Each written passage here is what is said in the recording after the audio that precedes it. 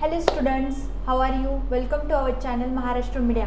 आज आपण काय करणार आहोत? ब्रिज कोर्सची स्टँडर्ड 10ची आपण काय करणार आहोत? First test science and technology काय करणार आहोत? सॉल्व करणार आहोत. चला तर आपण सुरुवात करूया. ओके, चला तर मग आपण स्टार्ट करूया क्वेश्चन नंबर 1 पासून. Solve the following questions in the one sentence. आपल्याला काय करायचं आहे? हे एका सेंटेन्समध्ये हे क्वेश्चन काय करायचे, याचे आन्सर द्यायचे. ओके, सॉल्व करायचे. त्याच्यामध्ये फर्स्ट आपण बघू what is mean by sound. Sound म्हणजे काय हे आपल्याला सांगायचं आहे. तर साऊंड काय is a form of waves, energy in waves. Sound is the form of energy in waves. Energy वेव्हचा काय हा फॉर्म आहे. Sound is a form of energy in waves. Okay, एनर्जीचा फॉर्म आहे जो वेव्हच्या फॉर्ममध्ये काय होतो, ट्रॅव्हल होतो. एनर्जी कोणत्या फॉर्ममध्ये ट्रॅव्हल होती? ती वेव्हच्या फॉर्ममध्ये ट्रॅव्हल जेव्हा होते तेव्हा आपण त्याला काय म्हणतो, साऊंड म्हणतो. त्याच्यामध्ये नेक्स्ट बघूया define the momentum, state its SI unit and CGS unit. आपल्याला काय करायचं आहे? मोमेंटमची डेफिनेशन सांगायची, त्याचं SI युनिट आणि CGS युनिट सांगायचं आहे. Okay, momentum is a product of mass and energy. Momentum काय असतं? प्रोडक्ट असतं मास अँड एनर्जीचं. ओके, SI युनिट काय आहे मोमेंटमचं? kg मीटर पर सेकंड हे काय आहे? SI युनिट आहे. आणि CGS युनिट काय आहे? सेंटीमीटर पर सेकंड काय आहे? CGS युनिट आहे. ओके, त्याच्यानंतर आपण थर्ड बघू which particles are present in the nucleus of atom. ॲटमच्या न्यूक्लियसमध्ये कोणकोणते पार्टिकल्स प्रेझेंट असतात? तर न्यूक्लियसमध्ये काय काय प्रेझेंट असतं? प्रोटॉन्स प्रेझेंट असतात, न्यूट्रॉन्स प्रेझेंट असतात आणि इलेक्ट्रॉन्स प्रेझेंट असतात. Okay, write the name of the each of the acidic and basic substances use in daily life. आपल्या डेली लाईफमध्ये आपण कोणकोणते ॲसिडिक आणि बेसिक सबस्टन्सेस यूज करतो ते आपल्याला राईट करायचे. त्याच्यामध्ये आपण बघूया ॲसिडिक आपण काय काय बघतो? लेमन बघतो, आमला पण ॲसिडिक आहे आणि व्हिनेगर पण काय असतं? ॲसिडिक असतं. बेसिक जर आपण बघितले बेसिकमध्ये पालक एक्स्ट्रॅक्ट, बेकिंग सोडा आणि सोप हे काय आहे? बेसिक बेसिक सबस्टन्सेस याचे काय करतो आपण? यूज करतो.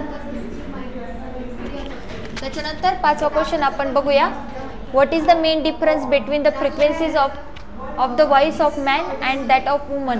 वुमन आणि मेनच्या व्हॉइसच्या फ्रिक्वेन्सीमध्ये काय डिफरन्स असतो हे आपल्याला विचारलेलं आहे. The pitch of the sound of female is greater than male sound. मुलींचा आवाज मुलांच्या आवाजापेक्षा कसा असतो? मोठा असतो. जो पिच असतो, साऊंड असतो फिमेलचा तो काय असतो? ग्रेटर असतो as compared to male sound. त्याच्यानंतर आपण बघूया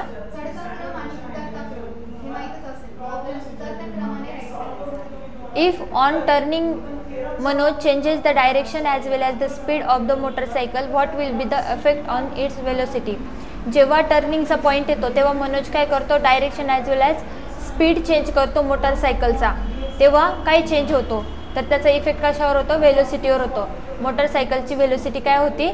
चेंज होती. Okay, complete the reaction. Question number 7मध्ये आपल्याला काय करायचं आहे? रिॲक्शन कम्प्लीट करायची. त्याच्यामध्ये कॅल्शियम क्लोराईड CaCl2 रिॲक्ट झालेली आहे सोडियम Na2SO4 बरोबर. ओके, त्याच्यानंतर मग आपल्याला प्रोडक्ट लिहायचा होता ह्या रिॲक्शनचा. मग प्रोडक्ट काय असतं? आला NaCl2 आणि CaSO4 calcium sulphate and sodium chloride आपल्याला काय भेटलं इथे? प्रोडक्ट म्हणून भेटला. आता आपण बघूया क्वेश्चन नंबर 8. क्वेश्चन नंबर 8 आहे explain what is mean by the universal indicator. Universal indicator म्हणजे काय? Give the 2 examples of natural indicator. तर युनिव्हर्सल इंडिकेटर म्हणजे काय असतं? Mixture of several indicators. Universal indicator म्हणजे काय असतं? Mixture of several indicators are called as a universal indicators. Mixture of several indicators are called as universal indicator. आणि जर त्याच्या आपण काय बघितलं? नॅचरल इंडिकेटरचे जर एक्झाम्पल बघितले तर त्याच्यामध्ये कोण टर्मरिक, रोज पेटल्स आणि बीटरूट हे काय आपले नॅचरल कलरिंग एजंट्स आहे किंवा इंडिकेटर्स आहे. ओके, आता आपण बघूया question number 2. Solve the following question. याच्यामधले आपल्याला कोणते पण 5 क्वेश्चन काय करायचे? सॉल्व करायचे. आपण काय करूया? क्वेश्चन A काय करूया? रीड करूया. Kiran goes to and empty close newly constructed house with her parent. Kiran कुठे गेली? त्यांच्या न्यूली कन्स्ट्रक्टेड हाऊसमध्ये गेली. While discussing with them she is totally confuse because can not hear a distinct and clear sound. ती जेव्हा तिच्या parents बरोबर त्या घरामध्ये गेली, त्यांच्याशी डिस्कस करत असताना तिचा आवाज काय व्हायचा, तिला पुन्हा ऐकू यायचा, ती कन्फ्यूज व्हायची, तो आवाज तिला क्लिअर ऐकू येत नव्हता. So she asked the following question to her parents. मग तिने काय केले, तिच्या पालकांना काही प्रश्न विचारले. Give the answer to these questions. तर आपल्याला काय द्यायचे, त्या क्वेश्चन्सचे आन्सर द्यायचे. त्याच्यामध्ये फर्स्ट आहे, why do we hear mixed unclear and loud sounds in this house. तिने काय विचारलं तिच्या वडिलांना, आपल्याला ह्या घरामध्ये मिक्स असलेला आणि अनक्लिअर असा साऊंड का ऐकू येतोय. तर तिच्या वडिलांनी उत्तर दिलं की तुला तो आवाज पुन्हा पुन्हा जेव्हा म्हणजे पुन्हा पुन्हा साऊंडचं रिफ्लेक्शन होतं आणि त्याच्या साऊंड वेव्स ते काय होतात, गॅदर होतात आणि तो तुला लाऊड ऐकू येतो आणि पुन्हा पुन्हा त्याच ऐकू येतात. आणि ती प्रोसेस जी असते ते कशामुळे होतं, due to continuous reflection of sound. त्या घरामध्ये काय होतं आहे, कंटिन्युअस रिफ्लेक्शन होते. आता कंटिन्युअस रिफ्लेक्शन नॉर्मल आपल्या घरात का नाही होत, तर आपल्या घरात काय असतं, फर्निचर असतं. न्यूली कन्स्ट्रक्टेड हाऊसमध्ये मोस्ट ऑफ आपण काहीच ठेवलेलं नसतं. स्टार्टिंगला कर्टन्स पण नसतात. जेव्हा कर्टन्स आणि फर्निचर असतं ते काय करतात, त्या साऊंड वेव्सला ॲब्झॉर्ब करतात. पण तिथे असं काहीच प्रेझेंट नव्हतं. तसं असल्यामुळे काय झालं, तिला कंटिन्युअसली साऊंडचं रिफ्लेक्शन ऐकू येत होतं आणि ते तिला काय करत होतं, कन्फ्यूज करत होतं. नेक्स्ट आहे, what is the type of the sound call. त्याच टाईपच्या साऊंडला आपण काय म्हणतो, रिव्हर्बरेशन किंवा इको असं आपण त्या साऊंडला म्हणतो. ओके, तुम्ही बघितलेलंच असाल, त्याला आवाज घुमणे असं म्हणतात. एखाद्या रिकाम्या खोलीमध्ये तुम्ही गेले, जिथे काहीच सामान ठेवलेलं नाही, तिथे तुम्ही जोरात ओरडले तर तुम्हाला तीनदा काय होतं, तुमचाच आवाज ऐकू येतो. तुम्ही एखाद्या डीप व्हॅलीमध्ये गेले, व्हॅलीच्या टोकावर उभे राहून जर तुम्ही जोरात ओरडले तेव्हा पण तुम्हाला काय ऐकू येतो, इको साऊंड ऐकू येतो. Okay, it is nothing but it is a continuous reflection of sound waves. Okay, so next घेऊया आपण बी क्वेश्चन. सो बी बघूया, identify me. I am blue in colour, have a drop of water in my body. मी blue कलरचा आहे आणि माझ्या बॉडीमध्ये काय आहे, वॉटर ड्रॉप आहे. I turn into white powder when heated. मला हिट केल्यानंतर मी कशामध्ये, व्हाईट पावडरमध्ये काय होतो, कन्वर्ट होतो. Guess who I am. मी कोण आहे ते तुम्ही ओळखा. What is my molecular formula. आणि माझा मॉलिक्युलर फॉर्म्युला पण सांगा. तर असं कोण आहे, it is a copper sulphate. त्याला काय म्हणतो आपण, कोणता केमिकल असतो तो, it is a copper sulphate and has a formula CuSO4. Okay, त्याचा फॉर्म्युला काय असतो, CuSO4. So moving towards the next question. So C आपल्याला दिला आहे, कम्प्लीट द फॉलोइंग टेबल. याच्यामध्ये आपल्याला यूची व्हॅल्यू दिलेली आहे, एची व्हॅल्यू दिलेली आहे आणि टीची व्हॅल्यू दिलेली आहे. You is a momentum, A is acceleration, T is the time. Okay, आणि व्हेलोसिटी बरोबर त्यांचं रिलेशन जेव्हा आपण दाखवतो तर आपल्याला कोणता फॉर्म्युला भेटतो, V is equal to you plus 80 metre per second. Okay, इथे आपल्याला कशाची व्हॅल्यू दिलेली आहे, याची मोमेंटमची व्हॅल्यू दिली 0, यू ॲक्सलरेशन एची व्हॅल्यू दिलेली 5 मीटर पर सेकंड स्क्वेअर, टाईमची व्हॅल्यू दिलेली आहे 5 सेकंड. ओके, ती व्हॅल्यू आपण कुठे पुटअप केली, आपल्या फॉर्म्युल्यामध्ये पुटअप केली. देन आपल्या फर्स्ट फिलिंग द ब्लँकचा आन्सर आपल्याला काय भेटला, 25. ओके, त्याच्यानंतर सेकंड प्रॉब्लेम जेव्हा आपण बघतो तर तिथे आपल्याला मोमेंटमची व्हॅल्यू गिवन नाही आहे. आपल्याला फाइंड आउट काय करायची आहे, मोमेंटमची व्हॅल्यू करायची. ॲक्सलरेशनची व्हॅल्यू आपल्याला दिलेली आहे 1 आणि टाईमची पण व्हॅल्यू आपल्याला दिलेली आहे सेकंडमध्ये 8. ओके, त्याच्यानंतर अशा प्रकारे आपण फाइंड आउट केलं. V is equal to you plus 80 आपण टाकलं. व्हेलोसिटीची व्हॅल्यू आपल्याला गिवन आहे 16 which is equal to u आपल्याला गिवन नाही आहे म्हणून आपण यू ॲज इट इज ठेवला. प्लस 1 आपल्याला कसली व्हॅल्यू दिलेली, एची, आणि टीची व्हॅल्यू दिलेली आहे आपल्याला 8. आफ्टर सम रिअरेंजमेंट केल्यानंतर 1 + 8चं मल्टिप्लिकेशन आलं 8. ते 8 इकडे गेले, काय झाले, मायनस झाले. 16 - 8 इज इक्वल टू 8. ओके, तर यूची व्हॅल्यू आपली इथे काय आली, तर यूची व्हॅल्यू आपली इथे आलेली आहे 8.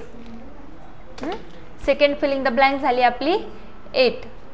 ओके, तर नेक्स्ट क्वेश्चन आपण पाहूया. Give the scientific reason. The valency of the sodium is 1. सोडियमची व्हॅलन्सी हे 1 का असते हे आपल्याला सांगायचं आहे. जर सोडियमचा ॲटॉमिक नंबर जर आपण बघितला तर तो काय असतो, 11 असतो. ओके, सोडियममध्ये सोडियमचे octet Na represent the sodium. Okay, सोडियमच्या शेलमध्ये कसे इलेक्ट्रॉन प्रेझेंट असतात, त्याच्या फर्स्ट शेलमध्ये किती इलेक्ट्रॉन असतात, 2. सेकंडमध्ये असतात 8 आणि व्हॅलेन्स शेल म्हणजे जी आउटर मोस्ट शेल असते तिच्यामध्ये किती इलेक्ट्रॉन असतात, 1 इलेक्ट्रॉन असतो. तो 1 इलेक्ट्रॉन जेव्हा सोडियम लूज करतो, काय करतो, तो एक इलेक्ट्रॉन जेव्हा सोडियम काय करतो, इजेक्ट करतो, लूज करतो, तेव्हा तो त्याची काय करतो, ऑक्टेट कंप्लीट करतो. आता याचा मेन रिझन असं आहे की कोणताही एलिमेंट काय करत असतो, त्याच्या स्टॅबिलिटीसाठी हिंडत असतो. ओके, कोणत्याही एलिमेंटला काय लागत असते, स्वतःची स्टॅबिलिटी लागत असते. स्टॅबिलिटीसाठी एक तर तो डबलेट कंप्लीट करतो किंवा तो ऑक्टेट कंप्लीट करतो. आता 1 इलेक्ट्रॉन लूज करणं आउटर मोस्ट शेलमधून खूप इझी असतं, पण 8 इलेक्ट्रॉन लूज करून सोडियम काय होऊ शकत नाही, स्टेबल होऊ शकत नाही, डबलेटच्या फॉर्ममध्ये येऊ शकत नाही. त्याची ऑक्टेट ही त्याची स्टेबल स्टेट राहील म्हणून तो काय करेल, व्हॅलेन्स इलेक्ट्रॉनचा 1 इलेक्ट्रॉन लूज करून टाकेल. म्हणजे as compare to taking a 7 electron from other element, दुसऱ्या एलिमेंटकडून 7 इलेक्ट्रॉन्स ह्या शेलमध्ये घेण्यापेक्षा सोडियम काय प्रेफर करतो, 1 इलेक्ट्रॉन आउटर मोस्टमधून काढून टाकणे हे प्रेफर करतो. 7 इलेक्ट्रॉन घेणे it is not easy. Okay, खूप सारी एनर्जी सोडियमला लागेल 7 इलेक्ट्रॉन आतमध्ये घेण्यासाठी, त्याच्या शेलमध्ये घेण्यासाठी, शेअर करण्यासाठी. त्याच्यापेक्षा त्याने स्टेबल होण्यासाठी काय बेटर ऑप्शन आहे की त्याने तो 1 इलेक्ट्रॉन लूज करून टाकणे, दुसरा बॉन्ड फॉर्म करणे आणि स्टेबल होणे. त्याच्यासाठी तो काय करतो, तो 1 इलेक्ट्रॉन तो लूज करून टाकतो आणि त्याची ऑक्टेट कंप्लीट करतो. त्याच्यामुळे सोडियमची व्हॅलेन्सी काय असते, ही ऑलवेज 1 असते. ओके, तर नेक्स्ट क्वेश्चनमध्ये आपल्याला काय करायचं आहे, ईमध्ये observe the following picture and label the number parts. आपल्याला काय करायचे आहे, हे लेबल पार्ट काय करायचे, लेबल करायचे. जर फर्स्ट याच्यामध्ये आपण बघितलं तर इथे आपल्याला फर्स्ट याच्यामध्ये काय दिसतंय, हे रिफ्लेक्शन ऑफ साऊंड दिसतंय. हे जे रिफ्लेक्टेड जे तुम्हाला ॲरोज दिसतंय हे काय आहे, रिफ्लेक्टेड साऊंड वेव्ज आहे. ओके, रिफ्लेक्टेड साऊंडची काय ही डायग्राम आहे. सेकंडमध्ये हा जो दिसतोय पर्सन आपल्याला, हा कोण आहे, सिंगर आहे. ओके, सिंगरचं सॉन्ग ऐकण्यासाठी बसलेली ही ऑडियन्स आहे. आणि ह्या ज्या वेव्ज तुम्हाला दिसत आहे ह्या व्हिजिबल नसतात, बट ह्या वेव्ज अशा ट्रान्सफर होत असतात, याला आपण काय म्हणतो, साऊंड वेव्ज म्हणतो. क्वेश्चन नंबर ई पण आपण काय केला, कंप्लीट केला. आता आपण नेक्स्ट क्वेश्चन बघू. नेक्स्ट क्वेश्चन आपण पाहूया, what are the electrolytes, right their characteristics. Okay, जर इलेक्ट्रोलाइट्स आपण जर बघितले, the electrolytes are the substances which is dissolve in solute. जे मोल्टन स्टेटमध्ये काय होतात, डिझॉल्व होतात सोल्यूटमध्ये, त्याला आपण काय म्हणतो, इलेक्ट्रोलाइट म्हणतो. आणि इलेक्ट्रोलाइट हे काय असतात, गुड कंडक्टर असतात. Good conductor of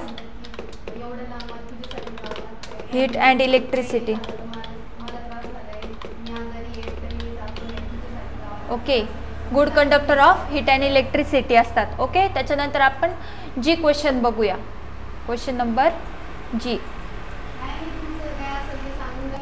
next G question आपण बघूया, give the chemical name of the compound KOH and calculate its molecular mass. Atomic number K is equal to 39, oxygen is equal to 60 आणि hydrogen is equal to 1. It is so easy question. KOH is known as a potassium hydroxide. K stands for the potassium and OH stands for the hydroxide. Okay. So KOH is known as a potassium hydroxide. The molecular mass of KOH is the atomic mass of KOH, K, plus atomic mass of oxygen plus atomic mass of hydrogen. Atomic mass of potassium plus atomic mass of oxygen plus atomic mass of hydrogen करतो. Okay. Atomic mass of potassium is the 39. Atomic mass of oxygen is 16. Okay. And atomic mass of hydrogen is 1. So total mass is, molecular mass of KOH is 56. तर अशा प्रकारे आपण 10ची आज first taste solve केलेली आहे. उद्या आपण लगेच नेक्स्ट सेकंड टेस्टचं काय करू, सोल्युशन अपलोड करू. ओके, तुम्हाला जर काही क्युरी असेल तर कमेंट बॉक्समध्ये टाकून ठेवा. क्युरीचे आन्सर आम्ही नंतर तुम्हाला कमेंट बॉक्समध्ये देऊन टाकू. Okay, thank you students.